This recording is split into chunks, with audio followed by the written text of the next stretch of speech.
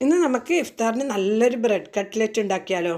ആദ്യം ഒരു ഫ്രൈ പാനിലേക്ക് 1 ടേബിൾ സ്പൂൺ ഓയിൽ വെച്ച് കൊടുത്ത് ഓയിൽ ചൂടായതിന് ശേഷം അതിലേക്ക് ഒരു മീഡിയം സൈസ് ഉള്ളി ചെറുതായി മുറിച്ചത് ഇട്ട് കൊടുത്ത് നല്ലപോലെ വഴറ്റിയതിന് ശേഷം അതിലേക്ക് 1/4 ടീസ്പൂൺ മഞ്ഞൾപ്പൊടി, 1 ടീസ്പൂൺ കാശ്മീരി മുളക് പൊടി, 1/4 ടീസ്പൂൺ ഗരം മസാല, 1/2 ടീസ്പൂൺ കുരുമുളക് പൊടി, ആവശ്യത്തിന് ഉപ്പും ചേർത്ത് ഒരു ചെറിയ പച്ചമുളക് ചെറുതായി മുറിച്ചത് ഇട്ട് കൊടുത്ത് ഇഞ്ചി വെളുത്തുള്ളി ചതച്ചത് ഇട്ട് കൊടുത്ത് ഇതിൻ്റെ എല്ലാം പച്ചമണം മാറുന്ന വരെ നല്ലപോലെ ഇളക്കി യോജിപ്പിച്ചെടുക്കുക. ശേഷം ഇതിലേക്ക് നേരത്തെ പുഴുങ്ങി ഉടച്ച് വെച്ച ഉരുളക്കിഴങ്ങ് ഇതിലിട്ട് കൊടുത്ത് അതും നല്ലപോലെ മിക്സ് ചെയ്തെടുക്കുക. അങ്ങനെ ഇതിലേക്ക് വേവിച്ചെടുത്ത കുറച്ച് ചിക്കനും കൂടി ചേർത്ത് കൊടുത്തിട്ട് നല്ലപോലെ മിക്സ് ചെയ്തെടുത്ത് സ്റ്റൗ ഓഫ് ചെയ്യുക. കുറച്ച് ചെറുതായി കട്ട് ചെയ്ത് മല്ലിയിലും കൂടി മിക്സ് ചെയ്തെടുക്കുക. നമുക്ക് സ്നാക്സ് റെഡിയാക്കാം. അതുകൊണ്ട് ഞാനിവിടെ ഒരു ബ്രെഡ് പീസ് എടുത്തിട്ടുണ്ട്. അതിലേക്ക് നമ്മൾ മസാല നല്ലപോലെ ഫില്ല് ചെയ്തതിന് ശേഷം 4 കട്ട് ചെയ്തെടുക്കുക.